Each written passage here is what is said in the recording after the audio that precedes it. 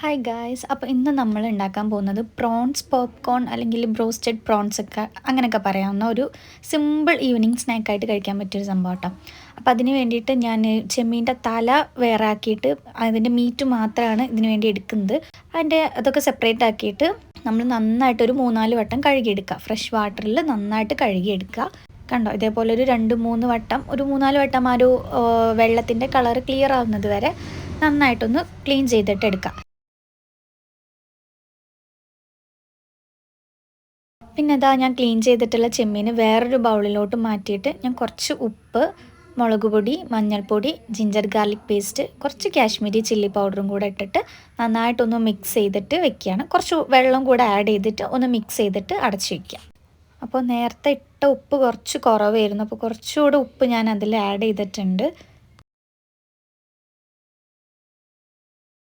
പിന്നെ അതെല്ലാം കൂടെ നന്നായിട്ട് മിക്സ് ചെയ്തിട്ട് ഒന്ന് അടച്ച് വെക്കുക. അടച്ചിട്ട് നമ്മൾ ഫ്രിഡ്ജിൽ ഒരു 1 അവർ, ഒരു 1.5 അവർ, 1.5 മണിക്കൂർ വരെയെങ്കിലും അറ്റ്ലീസ്റ്റ് ഫ്രിഡ്ജിൽ നമ്മൾ വെക്കുക.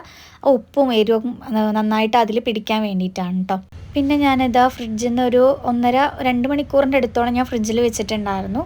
ഫ്രിഡ്ജിൽ നിന്ന് എടുത്തിട്ട് നമുക്കിനി ഇത് ഫ്രൈ ചെയ്യാം. ഫ്രൈ ചെയ്യുന്നതിൻ്റെ മുമ്പായിട്ട് ഇത് നന്നായിട്ട് ഇതിൽ മസാലയൊക്കെ പിടിച്ചിട്ടുണ്ട്, ഉപ്പും എരിവൊക്കെ നന്നായിട്ട് അതിൽ പിടിച്ചിട്ടുണ്ട്. പിന്നെ ഇത് ഞാൻ 1/2 കപ്പ് മൈദ, 1/2 കപ്പ് കോൺഫ്ലവർ, കുറച്ച് മുളക് പൊടി, മഞ്ഞൾപ്പൊടി, ഉപ്പ് ഇതെല്ലാം കൂടെ മിക്സ് ചെയ്തിട്ട് ഒരു പൗഡർ മിക്സ് ഉണ്ടാക്കി വെച്ചിട്ടുണ്ടായിരുന്നു. ആ ഒരു മിക്സാണിത്. അതിലോട്ട് നമ്മൾ എന്ത് ചെയ്യുക, ഈ ഒരു ചെമ്മീൻ്റെ ഇതിട്ട് കൊടുത്തിട്ട് നന്നായിട്ട് കോട്ട് ചെയ്തിട്ട് എടുക്കുക.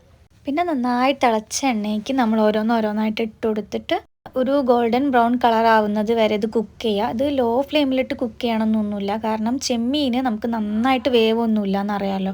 ഒരു 5 to 6 അല്ലെങ്കിൽ 5 to 7 മിനിറ്റ്സ് ഒക്കെ വേവിക്കേണ്ട കാര്യമുള്ളൂ. അത് മീഡിയം ടു ഹൈ ഫ്ലെയിമിലിട്ടിട്ട് നന്നായിട്ട് കുക്ക് ചെയ്തിട്ട് എടുക്കുക. ലോ ഫ്ലെയിമിലിട്ട് കുക്ക് ചെയ്യരുത്. നമ്മൾ ഇടുന്ന ടൈമിൽ നന്നായിട്ട് ചൂടായിട്ടുള്ള എണ്ണയിലോട്ട് വേണം നമ്മൾ ഈ ചെമ്മീൻ ഇട്ട് കൊടുക്കാൻ. എന്നിട്ടൊരു 1 to 2 മിനിറ്റ്സ് ആ ഹൈ ഫ്ലെയിമിൽ തന്നെ അത് കിടക്കണം. ദെൻ അതൊരു മീഡിയം ഫ്ലെയിമിലോട്ട് മാറ്റി കൊടുക്കുക. അല്ലെങ്കിൽ ആ ഹൈ ഫ്ലെയിമിൽ വെച്ചിട്ട് തന്നെ നിങ്ങൾക്ക് എന്ത് ചെയ്യുക, ഒരു 5 മിനിറ്റ്സ് കുക്ക് ചെയ്തിട്ട് എടുക്കുക.